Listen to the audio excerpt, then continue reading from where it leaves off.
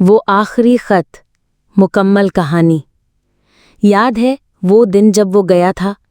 बारिश हल्की हल्की हो रही थी, गली की मट्टी से वो मखसूस खुशबू उठ रही थी। मैं दरवाजे के पास खड़ा था, हाथ जेब में, नज़रें ज़मीन पर। वो सामने खड़ा था, बिल्कुल खामोश, जैसे अल्फाज उसका साथ छोड़ गए हों। उसने कुछ कहा नहीं, बस जेब में हाथ डाला और एक मुड़ा हुआ कागज़ निकाला। हाथ आगे बढ़ाया, मेरी आंखों में देखा और बिना कुछ कहे पलट गया। मैंने खत लिया, हाथ कांप रहे थे, दिल तेज धड़क रहा था। दिल चाह रहा था फौरन खोलकर पढ़ लूं, लेकिन पता नहीं क्यों नहीं पढ़ा। मैंने उसे जेब में रखा और बस कमरे में आकर पुरानी अलमारी के ऊपर रख दी। वक्त गुजरता रहा, दिन महीने बन गए, महीने साल। कभी कभी सफाई करते वक्त वो कागज़ हाथ आ जाता, किनारे मुड़ चुके हैं, रंग जर्द सा हो गया है, लेकिन मैं फिर भी नहीं पढ़ता। लोग अक्सर पूछते हैं कि क्या लिखा था उसमें।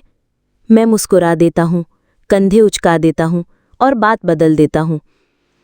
सच कहूँ तो मैं डरता हूँ कि अगर पढ़ लिया तो शायद सब बदल जाए। शायद उसमें वो अल्फाज हों जो दिल को काट डालें, या फिर वो बात जो मुझे टूट कर गिरा दे। कभी सोचता हूँ कहीं उसमें सिर्फ अलविदा ही ना लिखा हो। मैं चाहता हूँ कि वो खत हमेशा एक राज ही रहे, क्योंकि जब तक नहीं पढ़ता तब तक दिल के किसी कोने में एक छोटी सी उम्मीद बाकी रहती है कि शायद उसने वापस आने का वादा किया हो, या लिखा हो कि मैं तुम्हें कभी नहीं छोड़ूंगा।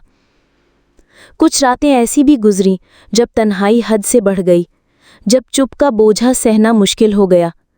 उस वक्त दिल ने कहा चलो आज पढ़ ही लेते हैं।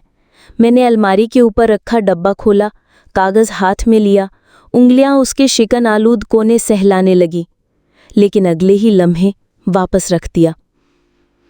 शायद मैं सच से ज़्यादा इस उम्मीद को चाहता हूँ जो हर दिन मुझे ये सोचने पर मजबूर करती है कि क्या लिखा होगा।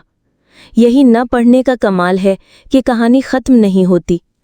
आज इतने बरस बाद भी वो ख़त मेरे कमरे के एक खामोश कोने में पड़ा है। न वो शख्स वापस आया, न वो राज खुला, लेकिन कभी कभी लगता है वो ख़त मेरे पास इसलिए नहीं कि मैं पढ़ूं, बल्कि इसलिए कि मैं याद रखूं कि कुछ कहानियाँ लफ्ज़ों से नहीं, एहसासात से लिखी जाती हैं।